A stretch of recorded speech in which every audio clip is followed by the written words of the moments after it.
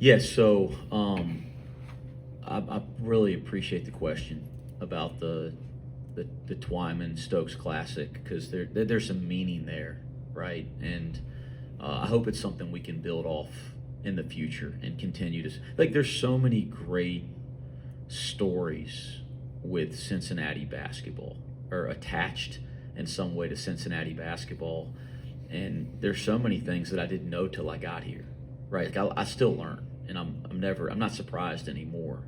But like, gosh, after I got here, of course I'd heard of Jack Twyman, right? I mean, Hall of Famer and all that kind of stuff. Now he's well before my time, as you guys know, but I'd heard about him. I knew of him.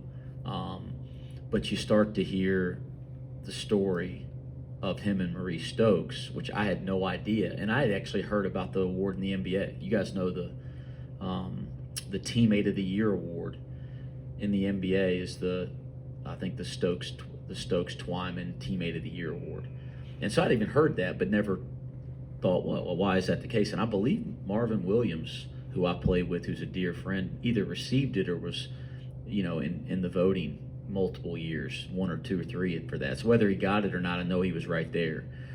So again, I'm aware of all that, but getting to learn the story was really special for me.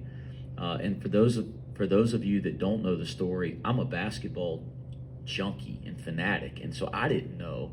That just tells you it's a story that's not being told enough because it's special, and it's the type of story that could impact you whether you care about this sport or not. Whether the ball bouncing makes your heart flicker or not. I mean, it's something that could impact all of us in every walk of life. But for those of you guys that don't know, and I'll give you the cliff notes, and we'll make sure our team hears a much more detailed version, and I'd suggest everybody look into it more. But Jack Twyman and Maurice Stokes were teammates in the NBA, and we're talking about a time we're not where we need to be yet, okay? But we're talking about a time where you have an African American player and a white player, and in a time that was much different than today. And I say that we ain't arrived yet. We got a lot of work to do there, but it's a much different time. And Maurice Stokes suffered a debilitating, not just career-ending injury, but a life-changing injury. I believe he was in a coma, paralyzed, the whole nine.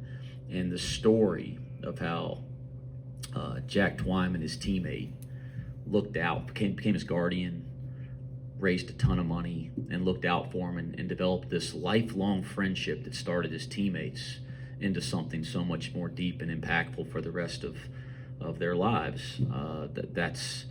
That's a beautiful thing. It's a beautiful thing in humanity, and it just so happens that one of the two guys in that powerful story was a player at Cincinnati and has his jersey hanging in the rafters. So I think it's really cool. Again, I'd like to continue to figure out ways to celebrate that and bring awareness to that story. And then Jay Twyman, Jack's son, was at our UCF game last year. We met before the game. He gave me some light into that story. He'll be here and some of the Twyman family for the game on Friday night. So there's a lot of cool stuff going on with that. Thank you for the question. It's something I did want to talk about any chance I get.